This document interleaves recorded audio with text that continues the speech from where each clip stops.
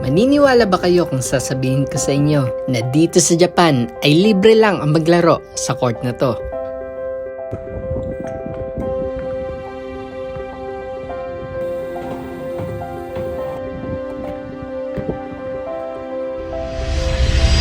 So what's up guys, konnichiwa. For today's video, ipapakita ko sa inyo kung ano yung itsura ng basketball court dito sa Japan. So kayo na yung humusga yung pinagkaiba ng public basketball court dito sa Japan compare sa Pilipinas. Simulan natin dito talaga sa mismong entrance sa simula.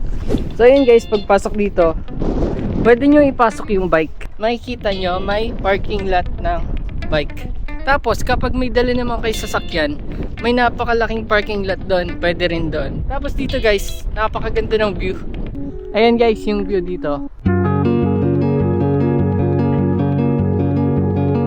Kunwari, may dala kayong pamilya. So, pwede silang maglaro mo dito yung mga bata.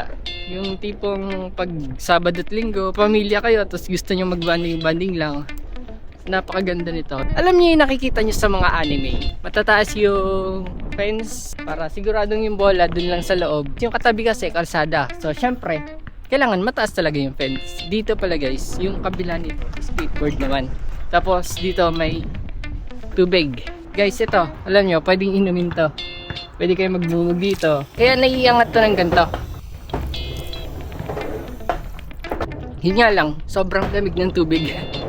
Winter kasi ngayon guys, kaya mapapansin nyo, naka-jacket pa ako. Ito, pasok tayo.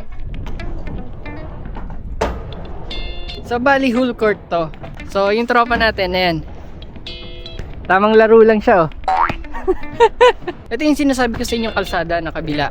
So kaya kailangan mataas talaga tong fence para safety na rin na hindi tatalsik din yung bola. Kasi delikado talaga eh, di ba? So ayan siya guys, ito yung whole court. Di ba? Sobrang astig. Tapos yung ring niya, ano siya, bakal. Hindi siya board na ano, kaya tatalbog talaga yung bola. Etong pagkaano niya, parang plastic, kaya maganda din yung talbog. So alam nyo dito sa Japan guys, so bihira lang kasi talaga yung mga Japanese na nagba-basketball, mahilig sa basketball. Kalimitan sa kanila football, ganyan, soccer, ganyan. Kaya bihira din, pero may time na kapag Sabado at Linggo, maraming nagba-basketball dito, maraming naglalaro. Yon. Ngayon kasi Lunes, holiday ngayon, kaya solo namin. Dalawa lang kami, kahit mag-whole court kami dito, solo namin to. Lalaro muna kami, enjoy muna namin dito. Mamaya ulit.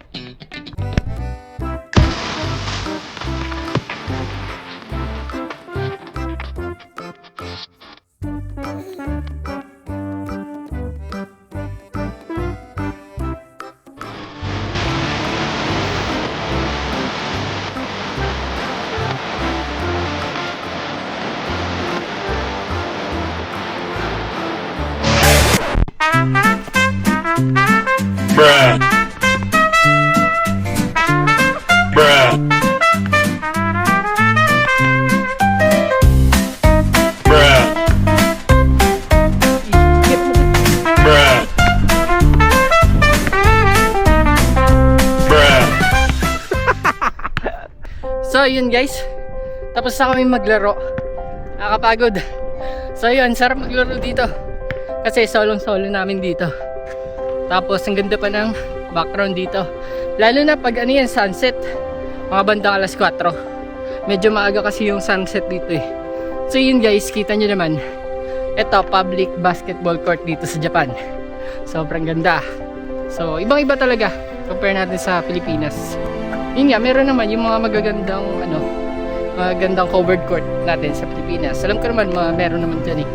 Kaso yun nga, yung katulad nito na dito lang namin nakikita talaga. I mean, nasa daan lang talaga to. Tapos bihira lang din yung naglalaro. So sobrang, kapag mahilig ka talaga mag-basketball, solid talaga to. So yun lang guys, pinakita ko lang sa inyo kung gaano talaga siya kaganda. Pauwi na kami, tapos ngayon muna, tataya kami sa loto. Alay mo, manalo kami sa loto. So dito pala guys, bawal kayo mag-bet dito sa loob. Nakalagay dito na kailangan mo siyang akain pag lalabas ka dito. Ayun o.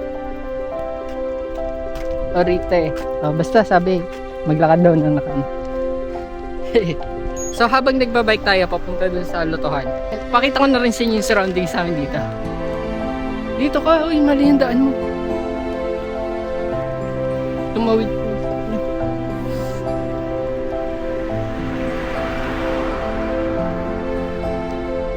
So yun, kahit pala may araw ngayon, tirik na tirik yung araw, hindi mainit. Nilalamig pa nga kami eh. Kaya yan, naka-jacket kami. Diba? Kapal na ng jacket namin kasi hindi na mainit.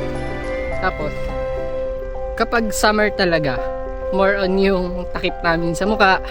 Yan, talagang ano kami, nagmamask pa kami para hindi kami maarawan. Kasi mangingitim. Pero ngayon, pag winter, hindi na. Mas kailangan mo yung araw. Diba? Pangipin kasi yung pag hindi ka nasikatan ng araw. So siguro meron sa inyo yung mga hindi pa marunong tumaya sa loto. Pakita ko na rin sa inyo kung paano.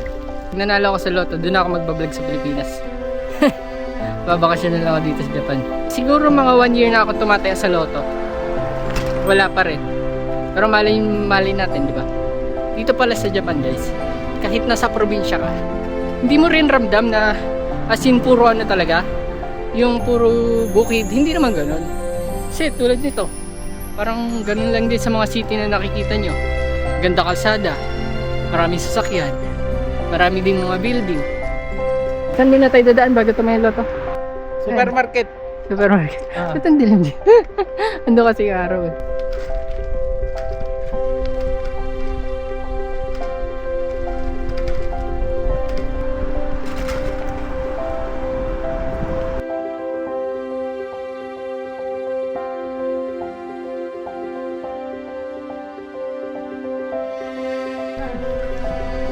Oh, saan tayo? Tinita isda at saka kamatis. Bili daw muna kami ng isda tsaka kamatis bago kami tumaya sa loto. So samahan lang natin to. Ako nakapag-grocery na ako eh, kaya hindi ako bibili. Basta nang bibilin mo? Isda. Walang huli ang mga isda. Walang huli. Mahal yung mga isda dito. Tipon. Ito mura na to, 300.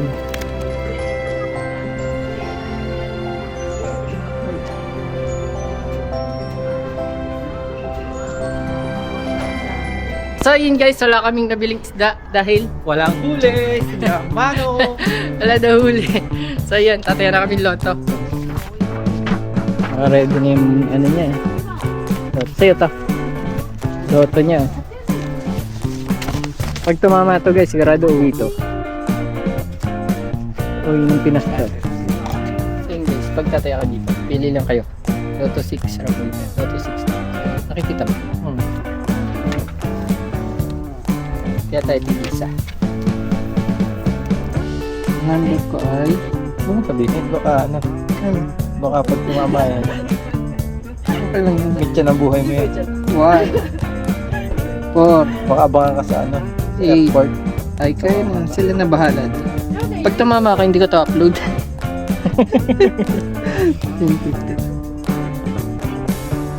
24 30 31 6 1 same number lang, bawasan lang natin isa 4 8 22 24 tapos 30. Oh, sigurado ito guys, jackpot 37 million ay 370 lang pero laki nyo.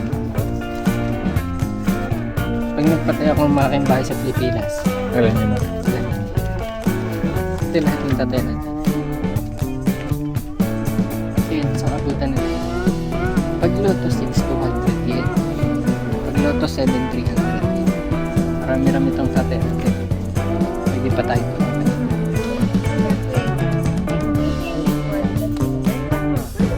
Ito na ide.